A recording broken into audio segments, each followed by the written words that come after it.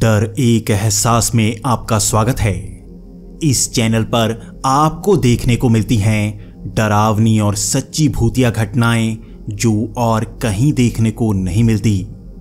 तो अब तक अगर आपने हमारे इस चैनल को सब्सक्राइब नहीं किया है तो अभी कर लें। तो अब बढ़ते हैं हमारी आज की कहानी की ओर। मेरा नाम शिवराज है और ये मेरे साथ घटी घटना है। ये बात तब की है जब मैं उत्तराखंड में घूमने आया हुआ था। मुझे हमेशा ही उत्तराखंड बहुत ही अच्छा लगा करता था। यहाँ पर बहुत सारे मंदिर हैं और मैं अलग अलग मंदिरों में घूमकर अपने मन को खुश किया करता था। मुझे इतिहास और वर्तमान को जानने में बहुत खुशी होती। उत्तराखंड में आपको ऐसे प्राचीन मंदिर मिल जाएंगे जो और कहीं नहीं मिलते। मैं भी उत्तराखंड के एक छोटे सी इलाके में नए मंदिरों को देख रहा था और मुझे पता लगा कि यहाँ पर एक मंदिर 1000 साल से भी ज्यादा पुराना है। इस मंदिर की मान्यता ज्यादा नहीं है और लोगों को इसका ज्यादा पता नहीं है, लेकिन ये मंदिर खास तौर पर साधु और योगियों के लिए खास है। यहाँ पर आपको कई तरह के योगी मिल जाएंगे और वो खास तौर पर योग मुद्रा की कई विधियां बताते हैं। यहाँ के लोग उनमें यकीन करते हैं कि वो कई तरह की बीमारियां ठीक कर सकते हैं। मैं वैसे भी फैंटेसी मूवीज बहुत ज्यादा देखा करता हूँ, इसलिए मुझे ये लगता था कि मैं भी अगर योग सही से सीख लूँ तो मैं कई कुछ पा सकता हूँ। योग को लेकर लोगों में बहुत सारे भ्रम हैं। कई लोगों का तो मानना है कि योग सिर्फ शारीरिक होता है, लेकिन ज्यादातर लोग ये मानते हैं कि शारीरिक के साथ साथ योग का मुख्य भाग मानसिक है। हम मानसिक रोगों से ध्यान मुद्रा में ही बाहर आ सकते हैं। मैं भी ऐसी शिक्षाएं जानना चाहता था क्योंकि मुझे ऐसी शिक्षा और कहीं से नहीं मिल रही थी। मैंने ज्यादातर कई YouTube वीडियोस देखी थी और कई किताबें पढ़ी थी, लेकिन मुझे योग की सही जानकारी कभी नहीं मिल पाई थी। ये मेरे लिए खास था। यहाँ पर लोगों का मानना था कि ये योग मुद्रा की ऐसी विधियां बताते हैं जो आपको पहले कभी पता नहीं लगी होंगी। मैं भी इस मंदिर में खास तौर पर यही सोचकर गया था। जब मैं इस मंदिर के अंदर गया तो मुझे वहां पर कई साधु मिले। वो काफी हंसमुख थे और उनका व्यवहार काफी अच्छा था। पहले तो मैं ये सोच रहा था कि उनकी उम्र काफी ज्यादा है और मुझे मजाक करना बहुत पसंद है, तो मेरे मुंह से ऐसा कोई शब्द ना निकल जाए जो उनको बुरा लग जाए। लेकिन मैं जैसे जैसे उनसे बातें करता जा रहा था तो मुझे पता लगा कि उनका व्यवहार कितना अच्छा है। वो किसी बात का गुस्सा कर ही नहीं रहे थे। सच में उनको किसी बात का गुस्सा आ ही नहीं रहा था। इस ठंडे मौसम में वो बिना कपड़ों के घूम रहे थे और उन्होंने सिर्फ एक ही लंगोट लगाया हुआ था, फिर भी किसी को भी ठंड नहीं लग रही थी। मैंने तो कई कपड़े पहनने के बाद भी ऊपर जैकेट पहनी हुई थी और मेरा हाल बहुत ज्यादा बुरा था। ऐसी ठंड कोई कैसे सह सकता है, लेकिन वो सब साधु बहुत ही खुश नजर आ रहे थे। मैं अब उनसे बातें कर रहा था कि क्यों उन्हें ठंड नहीं लगती, तो वो साधु मुझे बता रहे थे कि अगर आप योग मुद्रा में सही से विधियां जान लें तो आपको ठंड नहीं लगती।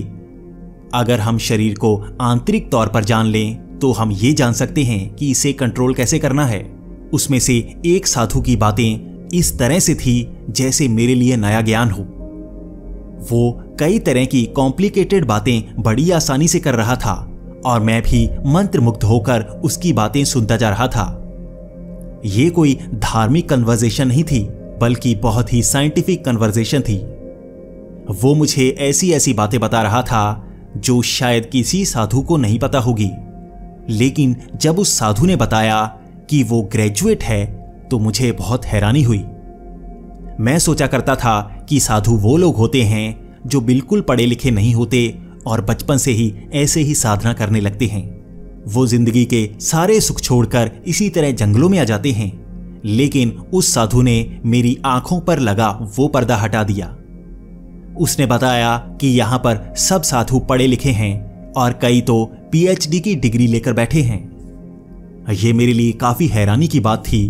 ये मेरे लिए कुछ नया था। अब मेरे अंदर जिज्ञासा जाग रही थी कि वो इतना पढ़ने लिखने के बाद इस तरह से साधना के पीछे क्यों पड़े हैं।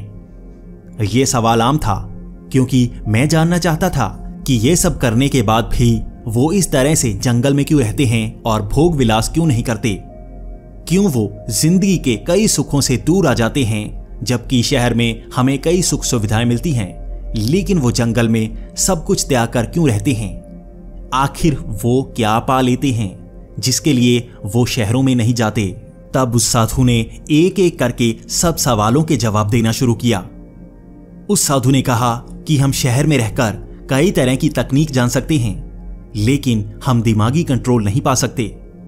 हमारा दिमाग बहुत ज्यादा क्षमताओं से भरा है और हम उसका इस्तेमाल करते ही नहीं। हम सिर्फ शारीरिक सुख लेने के लिए कई चीजों का इस्तेमाल करते हैं। हमने कई मशीनें बनाई हैं ताकि हम शारीरिक सुख ले सकें, ताकि हम स्वाद ले सकें। हमने कई तरह का खाना बनाया, कई तरह के हथियार बनाए, कई तरह के विमान, गाड़ियां और कई चीजें बनाई। ये सब भौतिक हैं, लेकिन हमने मानसिक विकास नहीं किया। हमारा शरीर कमजोर होता गया और हम बहुत ज्यादा कमजोर हो गए हैं। इस समय बहुत कम लोग हैं जो 70 साल को पार करते हैं। इसके बाद मैंने यही कहा कि बात तो आपकी सही है, लेकिन फिर भी इस तरह से जंगलों में रहकर भी अगर आप 10 से 15 साल उम्र बढ़ा लेंगे तो इसमें खास क्या है। आपने पूरी जिंदगी में किया तो कुछ नहीं होगा, इसका भी क्या फायदा है। तब वो साधु बहुत ज्यादा हंसने लगा और उसने कहा कि जंगलों में रहकर भी मैं वो सुख पा सकता हूं जो तुम शहरों में नहीं पा सकते। ये मेरे लिए नया था। आखिर जंगल में वो क्या सुख पा रहे थे जो मैं शहर में रहकर नहीं पा रहा था। तब उस साधु ने कहा कि तुम्हें पता है मेरी उम्र क्या है। मैंने उस साधु को ऊपर से लेकर नीचे तक देखा। मैं जानता था उसके काले बाल उसकी ज्यादा उम्र नहीं बता रहे थे और उसका शरीर काफी ज्यादा तगड़ा था। उसकी त्वचा ज्यादा लटकी नहीं हुई थी, फिर भी उसकी उम्र ज्यादा थी। तो मैंने गैस लगाया कि आप 50 से 60 साल के बीच होंगे। ऐसा तगड़ा शरीर 60 के करीब जाते जाते थोड़ा सा ढिलकने लगता है। उसके बाद वो साधु हंसने लगा और उसके साथ खड़े सब साधु हंसने लगे। उस साधु ने कहा मेरी उम्र 90 साल है, लेकिन तुम ये पता नहीं लगा सकते। मैं कब का यहां आ चुका हूं, तुम्हें कभी पता नहीं लग पाएगा मेरी उम्र कितनी है। लेकिन जहां तक मेरा अंदाजा है 90 साल तो होगी ही। मैं उसकी बातें सुनकर हंस रहा था क्योंकि मुझे लगा कि वो बहुत ज्यादा बड़ा चढ़ाकर कह रहा है। मुझे लगा कि वो मुझे इंप्रेस करने के लिए इसी तरह बेतुकी बातें कर रहा है। इसके बाद अब मैं थोड़े तीखे सवाल पूछने लगा था क्योंकि मुझे लगा कि वो मुझे बेवकूफ बना रहा है। आखिर और कोई भी बात करता जिसका कोई सबूत नहीं होता तो मैं उसकी बात मान लेता, लेकिन उसने अपनी उम्र के बारे में मुझसे झूठ कहा था। आखिर 90 साल और 50 साल में बहुत ज्यादा फर्क होता है। चाहे आप 90 साल में जिंदा हों, लेकिन आप बहुत ज्यादा बूढ़े होते हैं। आपका शरीर इतना तगड़ा हो ही नहीं सकता। आखिर हमारे शरीर में जो सेल्स होते हैं वो भी तो एक हद तक ही बढ़ते हैं, उसके बाद वो बढ़ना बंद हो जाते हैं और वो बूढ़े होने लगते हैं। ये साधु मुझसे झूठ बोल रहा था क्योंकि मैं साइंस के बारे में काफी ज्यादा जानता था और ये शुरू से ही लगता है मुझसे झूठ बोल रहा था। ये कोई पढ़ा लिखा साधु नहीं लगता, ये थोड़ी बातें बढ़ा चढ़ाकर बोल रहा था। उसके बाद मैंने उसको एक सवाल किया। मैंने उससे कहा कि क्या आपको पता है हमारे शरीर में सेल्स होते हैं और वो कैसे बढ़ते हैं और कहां तक रुक जाते हैं, क्या आपको पता है? इसके बाद उसके जवाब ने मेरे भी होश उड़ा दिए। उसने कहा मुझे पता है, हमारे सेल्स एक हद तक ही बढ़ते हैं। बहुत ज्यादा रेप्लिकेट होने के कारण वो एक तरह से बूढ़े होने लगते हैं और एक हद तक ही वो रेप्लिकेट कर पाते हैं। जब अंतिम सेल्स रेप्लिकेट नहीं कर पाते तब उनकी उम्र बढ़ना शुरू हो जाती है और वो भी मरते जाते हैं और हमारी त्वचा लटकती जाती है। उसके ऐसे जवाब मुझे काफी हैरान कर रहे थे। तब मुझे एहसास हुआ कि उसे पता तो सब कुछ है, फिर भी वो कुछ अजीब बातें क्यों कर रहा है। तब मैंने उससे कहा कि आप 90 साल का कह रहे हैं, लेकिन आप तो 50 साल से ज्यादा के नहीं लगते। 90 साल कैसे हो सकते हैं? तब उस साधु ने कहा कि शारीरिक तौर पर तुम दवाइयां लेते हो, तुम कई बीमारियां ठीक कर लेते हो, लेकिन क्या तुम्हें पता है कि दवाइयां काम कैसे करती हैं? अब तक पेनिसिलिन से लेकर कोई और मेडिसिन नहीं बनी है जो किसी वायरस या किसी बीमारी को मारती हो। तुम्हें पता है ये दवाइयां काम कैसे करती हैं? ये हमारे शरीर में जाकर उस बीमारी जैसा भ्रम पैदा करती हैं और उसके बाद हमारा शरीर ही वो वैक्सीन बनाता है जो इन बीमारियों को मार सके। हमारे शरीर में कई तरह की चीजें बनती हैं जो बीमारियों को मारती हैं, यानी कि इन बीमारियों को तुम्हारी दवाई नहीं बल्कि शरीर ही मारता है। यानी कि हमारे शरीर में वो हर तरह का ज्ञान होता है जो बीमारियों को मार सके। अगर हम अंदर से ही कंट्रोल कर लें तो हम बीमारियों को खुद ही मार सकते हैं। उसके बाद मेरा सवाल था कि क्या आपको पता है कि हम बूढ़े क्यों होते हैं? हम तो बूढ़े होते ही हैं, आपको भी बूढ़ा होना ही होगा। ये तो झूठ है कि आप 90 साल के हैं। तब उस साधु ने कहा कि यह बात गलत है। अगर हम अपने दिमाग के हर हिस्से पर कंट्रोल कर लें तो हम शरीर की हर प्रतिक्रिया पर कंट्रोल कर सकते हैं। तुम्हें पता है हमारा शरीर बहुत सारे सेल्स बना सकता है, लेकिन यह हमारे डीएनए में है कि हम एक हद तक ही वो सेल्स बना सकें। इसी कारण तो हम बूढ़े होते हैं। अगर तुम योग मुद्रा में एक स्तर तक पहुंच जाओ तो पहले तो तुम अपने शरीर पर कंट्रोल पालोगे। तुम शरीर में कुछ भी कर सकते हो। इस समय तुम अपनी दिल की धड़कन नहीं रोक सकते। तुम हाथ लगाकर अपनी सांस रोक सकते हो, लेकिन कभी क्या तुमने अपने दिल की धड़कन रोकनी चाहिए? तुम नहीं रोक सकते, लेकिन उसे चलाता तो तुम्हारा शरीर ही है। आखिर तुम्हारे शरीर पर तुम्हारा क्या कंट्रोल? हम योग से अपने शरीर पर पूरा कंट्रोल कर लेते हैं। इसके बाद मैंने कहा कि क्या आप मुझे भी थोड़ा योग सिखा सकते हैं? क्योंकि अगर आप सिर्फ बातें करेंगे तो मैं भरोसा नहीं कर सकता। आपको कुछ तो करके दिखाना होगा। इसके बाद वो साधु बिल्कुल मेरे सामने बैठा था और मुझे योग मुद्रा में बिठाया गया था। वो साधु कह रहा था कि तुम्हें सिर्फ मुझ पर कंट्रोल करना है। उसके बाद उस साधु ने कहा कि तुम्हें बस कंसंट्रेट करना है। मैं तुम्हारे सामने बैठा हूं और हम मुंह हिलाकर बातें नहीं करेंगे। मैं भी हैरान था, आखिर हम मुंह हिलाए बिना बातें कैसे कर सकते हैं? लेकिन थोड़ी देर तक ऐसे ही बैठे बैठे मैंने आंखें बंद कर रखी थी और मेरे दिमाग में एक तरह से एक आवाज गूंजने लगी। ये तो मुझे पता था कि ये आवाज मेरे कानों से नहीं आ रही, यानी कि बाहर से कोई बोल नहीं रहा था। ये आवाज मेरे दिमाग से ही आ रही थी। ये तो कुछ ऐसा था जैसे मेरा दिमाग मुझसे बातें कर रहा था। तब उसने कई चीजें बोली और तब मुझे एहसास हुआ ये मेरा दिमाग नहीं, वो सामने बैठा साधु है।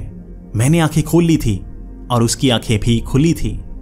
वो मुस्कुरा रहा था और तब उसने कहा कि ये होता है योग, ये होता है ध्यान। तुम अपने शरीर के साथ क्या कर सकते हो तुम्हें अभी तक पता नहीं है। मुझे भी अब पता लग गया था कि वो साधु सारा सुख भोग छोड़कर इस तरह से जंगलों में क्यों आते हैं। अगर हमारा कंट्रोल हमारे शरीर पर हो तो हम कुछ भी कर सकते हैं। हम तो कभी बूढ़े होंगे ही नहीं। हमारी जिंदगी बहुत लंबी हो सकती है, और अगर वो मेरे दिमाग तक आ सकता था तो वो धरती के किसी भी कोने तक आ सकता था। वो हर कहीं पड़ी हर चीज का ज्ञान रख सकता था। मैंने उस साधु को कहा कि आप ही मुझे ये ध्यान मुद्रा सिखाएं। वो साधु कह रहा था कि तुम इसे संभाल नहीं पाओगे, तुम इसे कंट्रोल नहीं कर पाओगे, तुम काफी परेशान हो जाओगे।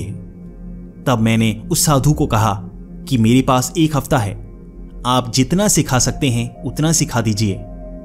तब उस साधु ने कहा कि 1 हफ्ते में तुम इस क्रिया को सीख तो पाओगे, कर तो पाओगे, लेकिन तुम एक ऐसी जगह पहुंच जाओगे जहां से तुम्हें मेरा ज्ञान पाना ही होगा, मेरे साथ रहना ही होगा। तुम आम जिंदगी में योग क्रिया के साथ नहीं रह सकते। तुम कई दरवाजे खोल दोगे जो तुमसे बंद नहीं होंगे, और मेरा यकीन करो इससे तुम्हें फायदा नहीं नुकसान होगा। लेकिन मुझे तो वो ज्ञान पाना था, तो मैंने उस साधु को कहा कि आप सिखाते जाइए, मैं सीखता जाऊंगा।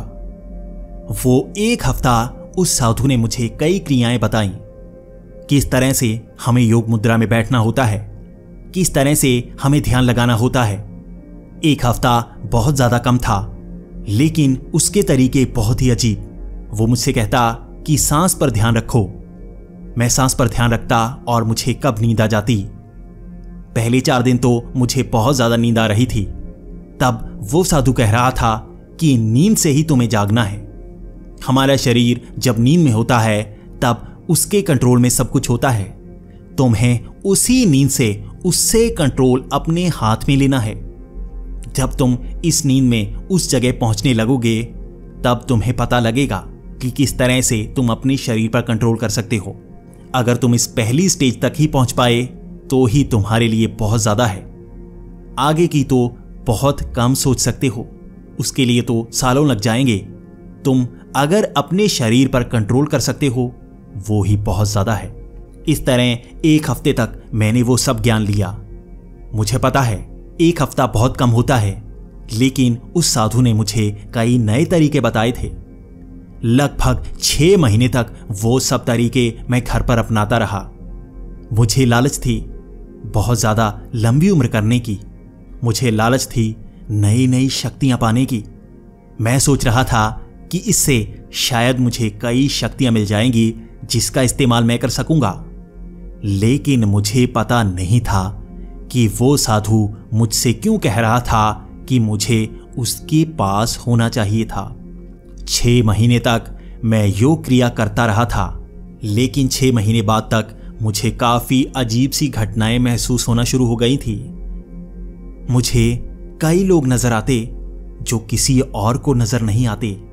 मुझे बड़े ही अजीब सपने आते और सपने में कई बार कुछ ऐसी चीजें होती जो बाद में मेरे साथ घटती। ये तो बिल्कुल इस तरह था जैसे मुझे इशारे होते हों कि भविष्य में क्या होने वाला है। लेकिन मेरा यकीन कीजिए, भविष्य का पता ना ही हो यही अच्छा होता है। मेरे लिए सारी जिंदगी ऐसी हो गई थी जैसे ये पहले भी मैंने देखी है। मुझे किसी चीज में मन नहीं लगता। ये सब मेरे लिए जैसे पहले हो चुका था, लेकिन मुझे ये समझ नहीं आती कि मैंने ये सब पहले कहां पर देखा है।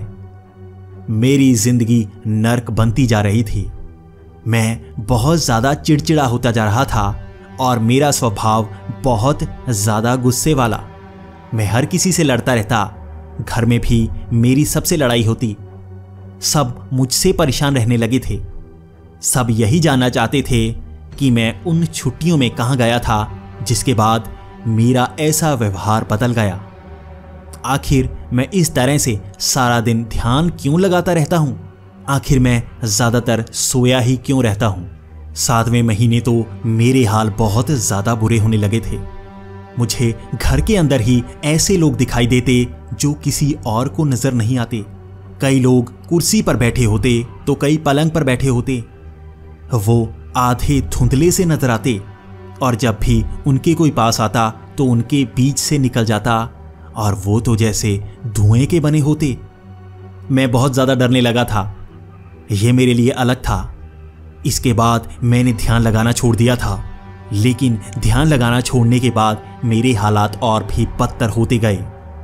मेरा शरीर बहुत ज्यादा कमजोर होता जा रहा था। मेरी आंखें भी खराब होने लगी थी और मुझे अब चश्मा लग गया था।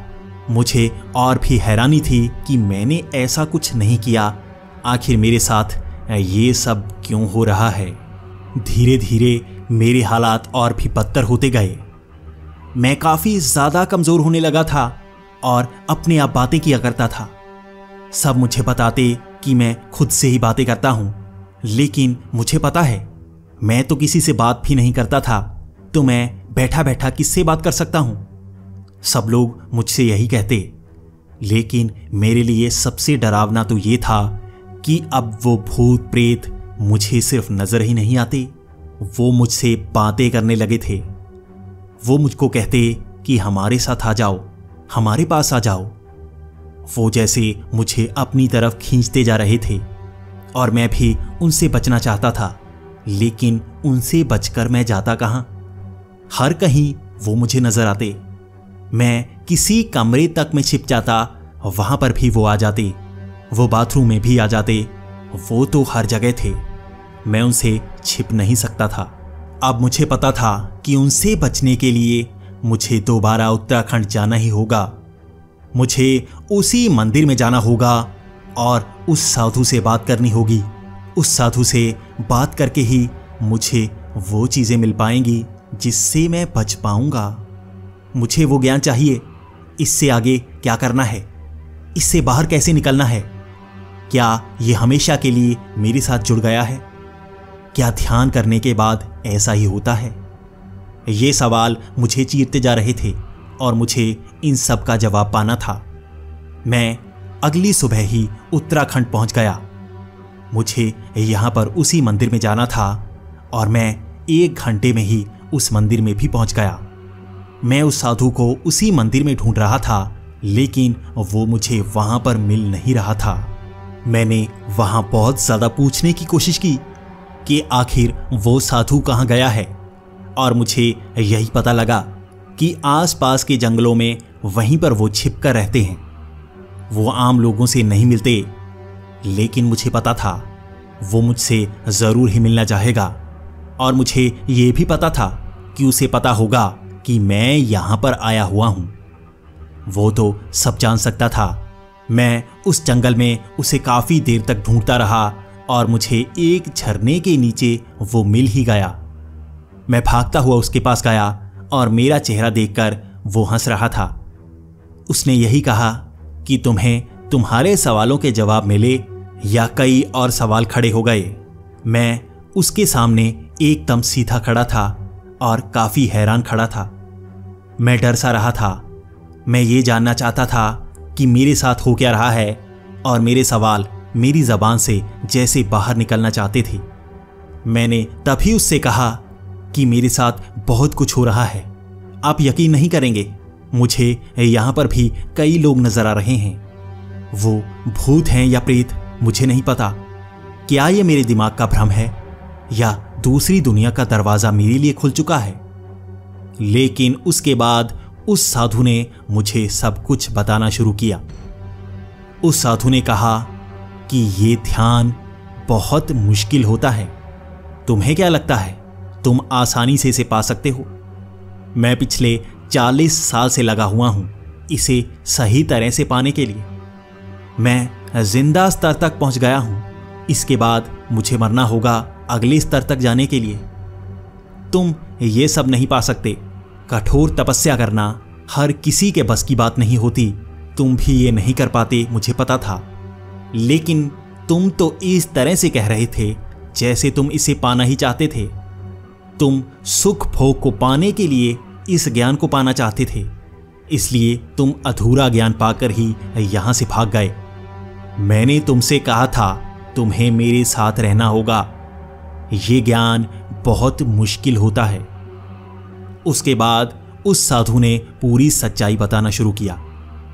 उसने कहा कि जब तुम ध्यान करते हो तो तुम अलग स्तर तक जाना शुरू हो जाते हो। हमारे शरीर की कई इंद्रियां बंद होती हैं, और जैसे ही हम आम जिंदगी जीना शुरू कर देते हैं, वो इंद्रियां हमेशा के लिए बंद हो जाती हैं। अगर हम ध्यान करें तो हम धीरे धीरे उन इंद्रियों को जगाने लगते हैं। ये इंद्रियां कई अलग अलग काम कर सकती हैं, लेकिन ये हमारे कंट्रोल में रहनी चाहिए। अगर ये हमारे कंट्रोल से ही बाहर हैं तो ये हमारे लिए नुकसानदायक होती हैं। जिस तरह से गुस्सा अगर तुम्हारे कंट्रोल में हो तो तुम अपनी शक्ति बढ़ा सकते हो, लेकिन अगर ये गुस्सा तुम्हारे कंट्रोल से बाहर हो तो ये तुम्हें भी नुकसान पहुंचा सकता है। तुम अपने शरीर को नुकसान पहुंचा सकते हो और तुम्हें ये महसूस भी नहीं होगा।